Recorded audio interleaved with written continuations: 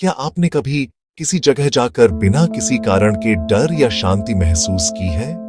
जैसे किसी पुराने महल में कदम रखते ही दिल धड़कने लगे, या किसी प्राचीन मंदिर में पहुंचते ही भीतर एक अजीब सी शांति उतर आए।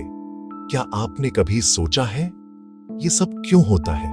क्यों कुछ जगहें अच्छी वाइब्स देती हैं और कुछ जगहें भारी लगती हैं? कुछ वैज्ञानिकों का मानना है कि ये महज कल्पना नहीं, बल्कि धरती की यादें हैं। हाँ, धरती सब कुछ याद रखती है, हर हंसी, हर दर्द, हर युद्ध, हर प्रार्थना। आज द आरके थ्योरी में हम एक ऐसे रहस्य की गहराई में उतरेंगे जो विज्ञान, आध्यात्म और दर्शन तीनों को जोड़ता है। ये है अर्थ्स मेमोरी थ्योरी। धरती को हम अक्सर एक प्लैनेट मानते हैं, पानी, मिट्टी, चट्टान और वायुमंडल का मिश्रण। लेकिन अगर मैं कहूं कि यह सिर्फ एक ठोस वस्तु नहीं, बल्कि एक जीवित चेतना है। पुरानी सभ्यताओं में धरती को मां कहा गया, मदर अर्थ, गाया, पृथ्वी माता, क्योंकि वो सिर्फ जीवन देती नहीं थी, बल्कि जीवन को महसूस भी करती थी। गाया थ्योरी, जेम्स लवलॉक 1979 कहती है, धरती अपने सिस्टम को खुद रेगुलेट करती है। एटमॉस्फेयर, ओशन, फॉरेस्ट्स सब एक जीवित नेटवर्क की तरह काम करते हैं। तो अगर धरती जीवित है, तो क्या वो यादें भी रख सकती है? 1972 में बीबीसी की एक horror documentary the stone tape ने एक नई सोच दी कि भूत या पैरानॉर्मल घटनाएं किसी आत्मा से नहीं, बल्कि रिकॉर्डेड एनर्जी से होती है। इस थ्योरी के अनुसार जब कोई भावनात्मक घटना घटती है, जैसे मौत, युद्ध, प्रेम या डर, तो उसका एनर्जी इम्प्रिंट पत्थरों, दीवारों या धरती पर पड़ जाता है। ये जगहें उस एनर्जी को रिकॉर्ड कर लेती हैं और कुछ समय बाद वही एनर्जी फिर से रिप्ले होती है, जैसे कोई पुराना कैसेट टेप अपने आप चल पड़े। यही कारण है कि कई हॉन्टेड प्लेसेस पर लोग बार बार एक जैसे दृश्य देखते हैं, क्योंकि वो सीन असल में वहां रिकॉर्डेड वाइब्रेशंस है, न कि कोई आत्मा। अब सवाल है, क्या विज्ञान इसे सपोर्ट करता है? हाँ, कुछ हद तक। क्वांटम फिजिक्स बताती है कि एनर्जी कभी नष्ट नहीं होती, वो केवल रूप बदलती है। यानी जब कोई घटना होती है, वो एनर्जी आसपास की वस्तुओं में समा जाती है। साउंड एनर्जी, इमोशंस, वाइब्रेशंस, ये सब फिजिकल ट्रेसेस छोड़ते हैं। टोक्यो यूनिवर्सिटी के साइंटिस्ट्स ने ग्रेनाइट रॉक्स पर साउंड टेस्ट किया। उन्होंने पाया कि रॉक्स छोटे छोटे साउंड वाइब्रेशंस को अब्सॉर्ब और रिप्रोड्यूस कर सकते हैं। यानी चट्टानें मेमोरी डिवाइसेस की तरह काम करती है।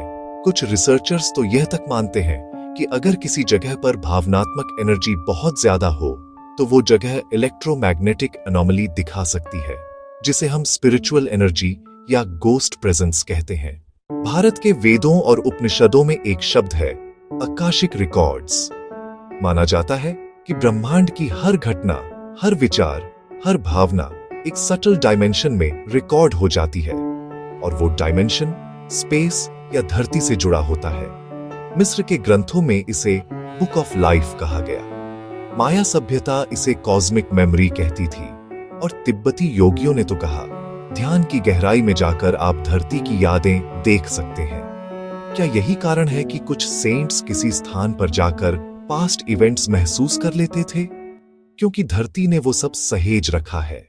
इतिहास में कई ऐसे मामले दर्ज हैं जहां लोग पुराने युद्ध या घटनाएं देख पाए। इंग्लैंड का एक किला जहां लोग बार बार एक जैसे सैनिकों की परछाइयां देखते हैं। वैज्ञानिकों ने वहां इलेक्ट्रोमैग्नेटिक रीडिंग्स ली और पाया कि वहां अनयूजुअल मैग्नेटिक फील्ड मौजूद है। जापान में 2011 के सुनामी के बाद कई लोगों ने गोस्ट साइटिंग्स रिपोर्ट की, ऐसे लोगों की आत्माएं जिन्हें लहरों ने निगल लिया था। रिसर्चर्स ने माना शायद वो धरती की कलेक्टिव ट्रॉमा एनर्जी थी, जो अब भी वहां वाइब्रेट कर रही है। और भारत के कुछ मंदिरों में लोग कहते हैं कि मंत्रों की ध्वनि दीवारों से टकराकर वातावरण को एक्टिवेट कर देती है। शायद इसी कारण वहां की ऊर्जा अलग महसूस होती है। निकोला टेस्ला ने कहा था, if you want to understand the universe, think in terms of energy, frequency and vibration. हर चीज, तुम्हारा शरीर, आवाज, हवा, पानी, यहां तक कि पत्थर, सब एक फ्रीक्वेंसी पर वाइब्रेट करते हैं। जब कोई भावना बहुत तीव्र होती है, तो उसकी फ्रीक्वेंसी एनवायरनमेंट में इम्प्रिंट छोड़ती है, ये इम्प्रिंट माइक्रोस्कोपिक लेवल पर होती है, एटॉमिक वाइब्रेशंस में। कभी सोचा है क्यों कुछ जगहें हमें इंस्टेंटली अट्रैक्ट करती हैं? क्योंकि उनकी फ्रीक्वेंसी हमारी फ्रीक्वेंसी से मैच करती है। इसलिए कहते हैं हर जगह की अपनी मेमोरी सिग्नेचर्स होती है। अगर ये सब सच है तो धरती एक लिविंग हार्ड ड्राइव है।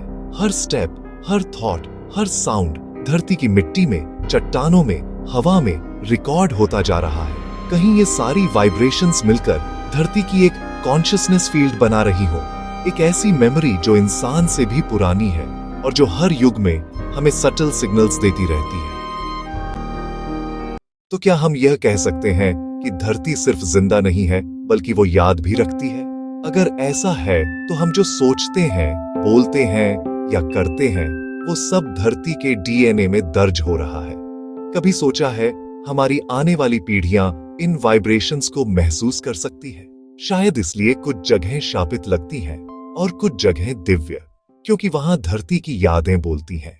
तो अब अगली बार जब आप किसी जगह जाएं और बिना कारण कोई वाइब महसूस करें तो याद रखिए आप धरती की किसी पुरानी स्मृति से जुड़ गए हैं, क्योंकि धरती बोलती नहीं पर वो सब सुनती है और कभी कुछ नहीं भूलती।